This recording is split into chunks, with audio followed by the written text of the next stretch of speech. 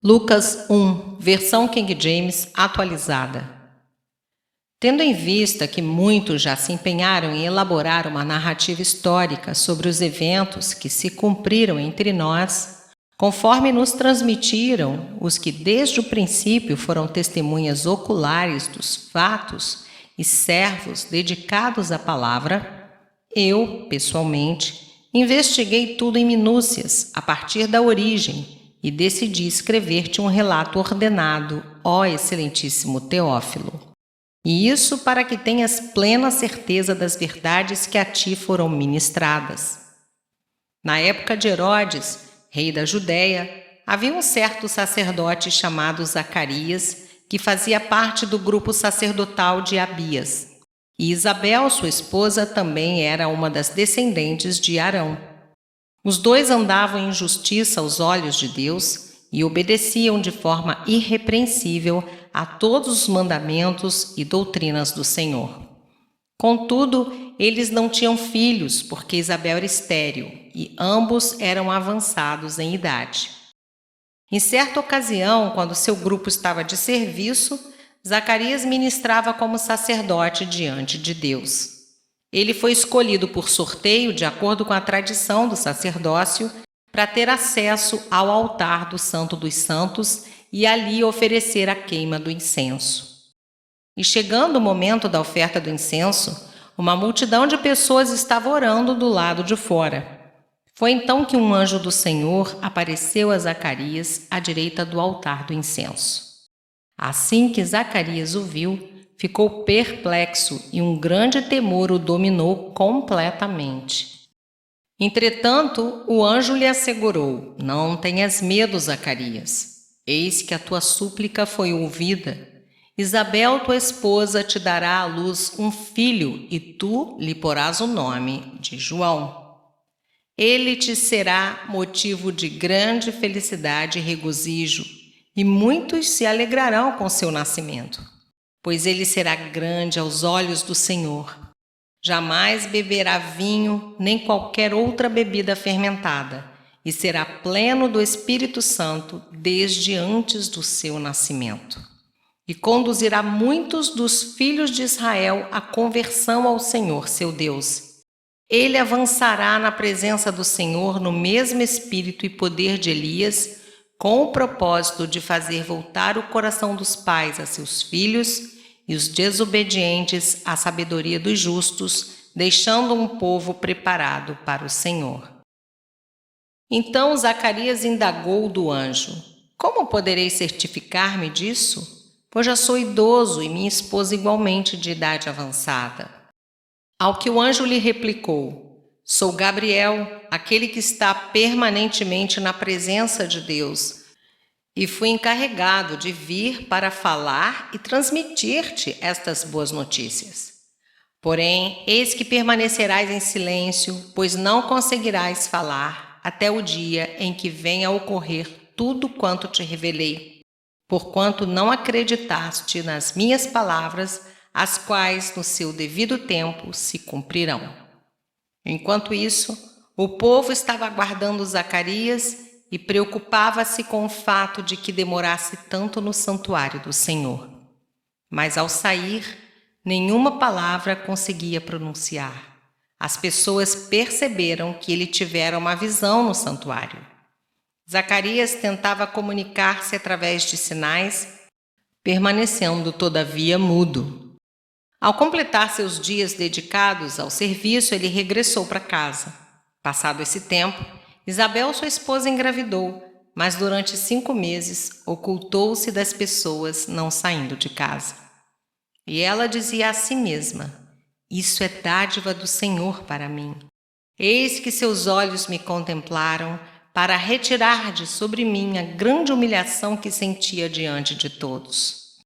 Então, no 6º mês, Deus enviou o anjo Gabriel para Nazaré, uma cidade da Galileia, a uma virgem prometida em casamento a certo homem chamado José, descendente de Davi, e o nome da virgem era Maria.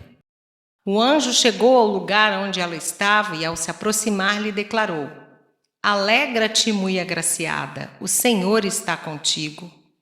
Diante de tais palavras, Maria ficou intrigada, imaginando qual poderia ser o motivo daquele tipo de saudação.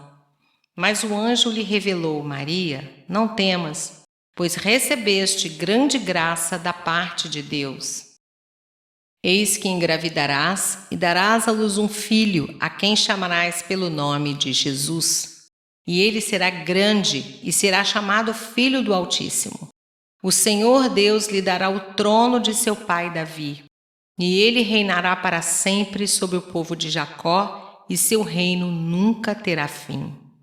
Então perguntou Maria ao anjo: Como acontecerá isso? Pois jamais tive relação sexual com homem algum. Então o anjo lhe esclareceu: O Espírito Santo virá sobre ti, e o poder do Altíssimo te cobrirá com a sua sombra. E por esse motivo, o ser que nascerá de ti será chamado Santo, Filho de Deus. Saiba também que Isabel, tua parenta, dará à luz a um filho mesmo em idade avançada, sendo que este já é o 6º mês de gestação para aquela a quem julgavam estéril. Porquanto para Deus não existe nada que lhe seja impossível. Diante disso, declarou Maria: Eis aqui a serva do Senhor, que se realize em mim tudo conforme a tua palavra. Em seguida, o anjo partiu. Durante aqueles dias, Maria preparou-se e saiu rapidamente em viagem para uma cidade da região montanhosa da Judéia. Chegou à casa de Zacarias e foi saudar Isabel. Assim que Isabel ouviu a saudação de Maria, o bebê agitou-se no seu ventre e Isabel ficou plena do Espírito Santo. E com forte grito exclamou: Bendita és tu entre todas as mulheres, e bendito é o fruto de teu ventre. Mas qual o motivo desta graça maravilhosa que me vem a visitar a mãe do meu Senhor? Pois no mesmo instante em que a tua voz de saudação chegou aos meus ouvidos, o bebê que está em meu ventre agitou-se de alegria. Bem-aventurada é aquela que acreditou que o Senhor cumprirá tudo quanto lhe foi revelado. Então declarou Maria: Engrandece minha alma ao Senhor, e o meu espírito se regozija em Deus, meu Salvador, pois contemplou a insignificância da sua serva. Mas de hoje em diante, todas as gerações me chamarão bem-aventurada, porque o Poderoso realizou maravilhas a meu favor. Santo é o seu nome. A sua misericórdia estende-se aos que o temem, de geração em geração. Ele operou poderosos feitos com seu braço, dispersou aqueles cujos sentimentos mais íntimos são soberbos. Derrubou governantes dos seus tronos, mas exaltou os humildes. Supriu abundantemente os famintos, mas expulsou de mãos vazias os que se achavam ricos. Ajudou a seu servo Israel, recordando-se da sua misericórdia infinda a favor de Abraão e sua descendência para sempre, assim como prometera aos nossos antepassados. E Maria permaneceu com Isabel por cerca de 3 meses, quando então retornou à sua casa. Ao se completar o tempo de Isabel dar à luz, nasceu-lhe um filho. Todos os seus vizinhos e parentes ouviram falar da grande misericórdia com a qual o Senhor a havia contemplado, e muitos se alegraram com ela. No 8º dia levaram o menino para ser circuncidado e desejavam dar-lhe o nome do pai, Zacarias. No entanto, sua mãe tomou a palavra e afirmou: Não, o nome dele deverá ser João.